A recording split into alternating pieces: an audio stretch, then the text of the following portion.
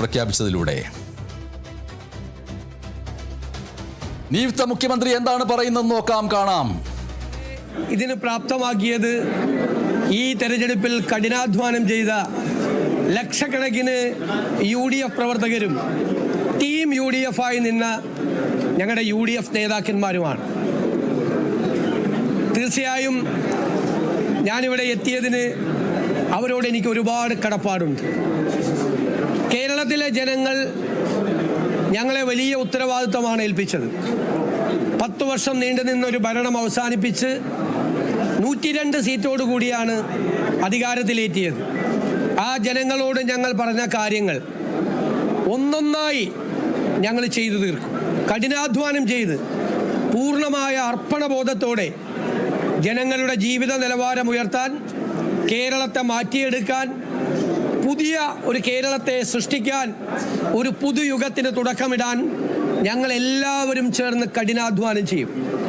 രാഷ്ട്രീയ പ്രവർത്തനവും പൊതുപ്രവർത്തനവും ജനങ്ങൾക്ക് വേണ്ടി നടത്തുന്ന കഠിനാധ്വാനവും അവർക്ക് വേണ്ടി അർപ്പണബോധത്തോടു കൂടി ചെയ്യുന്ന പ്രവൃത്തിയുമാണ് എന്ന് ഞങ്ങൾ അതിൻ്റെ നിർവചനം മാറ്റി എഴുതും. പൊതുപ്രവർത്തനത്തിൻ്റെയും രാഷ്ട്രീയ പ്രവർത്തനത്തിൻ്റെയും നിർവചനം അതായിരിക്കുമെന്ന് മാറ്റി എഴുതും. ഇതൊരു ദൈവികമായ നിയോഗമായി ഞാൻ കാണുന്നു. വ്യക്തിപരമായി കിട്ടിയ ഒരു കാര്യമായിട്ടല്ല കാണുന്നത്. അതിനെ സഹായിച്ച ഒരുപാട് ആളുകളുണ്ട്. ഈ വലിയ വിജയത്തിന് ഞങ്ങളെ സഹായിച്ചത്, ഏറ്റവും കൂടുതൽ സഹായിച്ചത് AICC ആണ്. ആ AICCയുടെ പ്രവർത്തനങ്ങളെല്ലാം കേരളത്തിൽ ഏകോപിപ്പിച്ച് നടത്തിയത് പ്രിയങ്കരനായ അതിൻ്റെ സംഘടനാ ചുമതലയുള്ള ജനറൽ സെക്രട്ടറി KC വേണുഗോപാലാണ്. ഓരോ ദിവസവും ഓരോ കാര്യവും ഞങ്ങളോട് ചോദിച്ച് എല്ലാ കാര്യങ്ങൾക്കും അദ്ദേഹത്തിൻ്റെ പിന്തുണ നൽകിയിട്ടുണ്ട്. അതുപോലെ ഇതിൻ്റെ ക്യാമ്പയിൻ കമ്മിറ്റി ചെയർമാനായിരുന്ന നമ്മുടെ മുൻ പ്രതിപക്ഷ നേതാവ് കൂടിയായിരുന്ന KPCC പ്രസിഡന്റായിരുന്ന ശ്രീ രമേശ് ചെന്നിത്തല, അദ്ദേഹത്തിൻ്റെയും പങ്കുണ്ട്. എൻ്റെ നേതാവ് കൂടിയാണ് ശ്രീ രമേശ് ചെന്നിത്തല.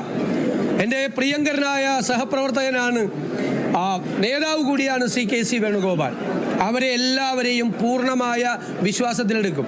KPCC പ്രസിഡന്റ് ശ്രീ സണ്ണി ജോസഫിനോട്, അതുപോലെ ഇവിടുത്തെ ചുമതല AICCയുടെ ചുമതലയുണ്ടായിരുന്ന ശ്രീമതി ദീപാദാസ് മുൻഷിയോട്, എല്ലാവരോടും അവരുടെ ക്യാമ്പ് ചെയ്താണ് ഇവിടുത്തെ പ്രവർത്തനങ്ങൾക്ക് നേതൃത്വം കൊടുത്തത്. എല്ലാവരോടുമുള്ള നന്ദി ഞാൻ പ്രത്യേകമായി പറയുകയാണ്. ഇത് വലിയൊരു ഉത്തരവാദിത്തമാണ്. കാരണം കേരളം അതിൻ്റെ ഏറ്റവും വലിയ സങ്കീർണമായ ഒരു അവസ്ഥയിലൂടെ കടന്നു പോവുകയാണ്.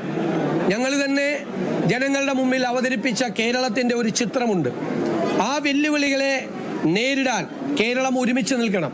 കേരളത്തിലെ എല്ലാ വിഭാഗം ജനങ്ങളുടെയും, പ്രതിപക്ഷത്തിൻ്റെ ഉൾപ്പെടെയുള്ള പൂർണ്ണമായ പിന്തുണ ഞാൻ അഭ്യർത്ഥിക്കുന്നു. നമ്മുടെ കേരളത്തെ നമുക്ക് രക്ഷിച്ചെടുക്കാൻ, പുതിയ കേരളത്തെ സൃഷ്ടിക്കാൻ എല്ലാവരും ചേർന്നുള്ള പ്രവർത്തനത്തിന് മാത്രമേ കഴിയുകയുള്ളൂ.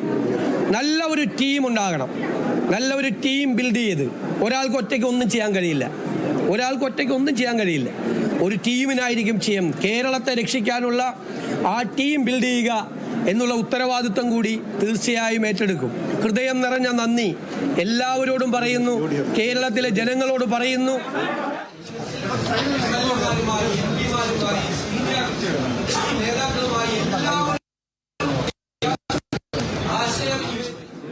ഒരു നാണക്കേടുമില്ല. ഇതൊക്കെ ഫോർമാലിറ്റീസ് ഉണ്ട്, നടപടിക്രമങ്ങളുണ്ട്.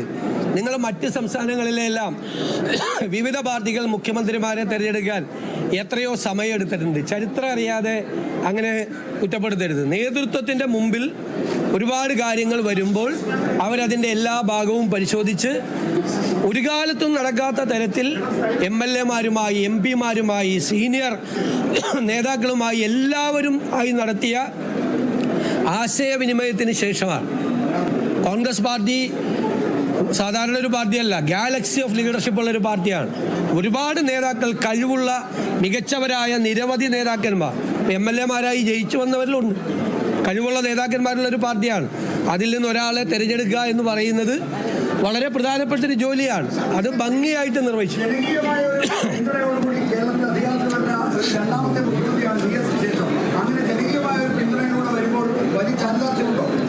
അല്ല, തീർച്ചയായിട്ടും ജനങ്ങൾ പിന്തുണച്ചിട്ടുണ്ട്. ജനങ്ങൾ UDF-നെ പ്രതീക്ഷയോടുകൂടി കാണുകയാണ്. അവർ UDF-നെ പിന്തുണച്ചിട്ടുണ്ട്, വൻ വിജയം നൽകിയിട്ടുണ്ട്. അതിനവർക്ക് വലിയ പ്രതീക്ഷയുണ്ട്. ഞങ്ങളറിയാലോ, ഞങ്ങൾ ടീം UDF ആയിട്ടാണ് നിന്നത്. ടീം UDF ഒരു പാർട്ടിയെ പോലെയാണ് പ്രവർത്തിച്ചത്.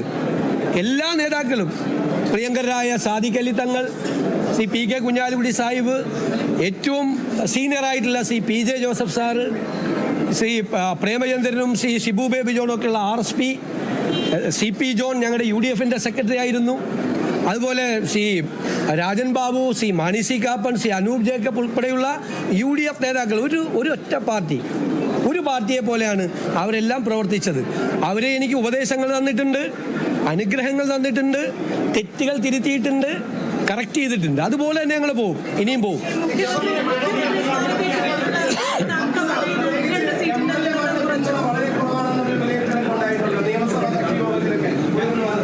എങ്ങനെ?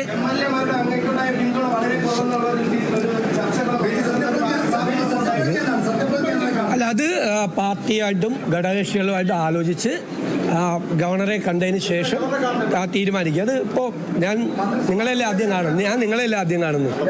എല്ലാ മുതിർന്ന നേതാക്കളുമായി കൂടിയാലോചിച്ചതിന് ശേഷം ഗവർണറുമായിട്ട് ആലോചിച്ച് പാർലമെന്ററി പാർട്ടി യോഗം ഇന്ന് വെച്ചിട്ടുണ്ട്. അതിനെല്ലാം ശേഷമുള്ളൊരു നടപടിക്രമമുണ്ട്.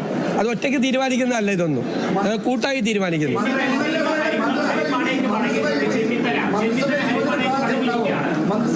വരട്ടെ, ഞാനല്ലല്ലോ മന്ത്രിമാരെ തീരുമാനിക്കുന്നത്, കൂട്ടായിട്ടാണ് തീരുമാനിക്കുന്നത്. പാർട്ടിയാണ് മന്ത്രിമാരെ തീരുമാനിക്കുന്നത് പാർട്ടിയാണ് നിർദ്ദേശിക്കുന്നത്. ഞാനല്ല തീരുമാനിക്കുന്നത് മന്ത്രിമാരെ. എന്നോട് അഭിപ്രായം ചോദിക്കും പാർട്ടി, മറ്റ് നേതാക്കളോട് അഭിപ്രായം ചോദിക്കും, എന്നിട്ട് പാർട്ടിയാണ് അത് ചെയ്യുന്നത്.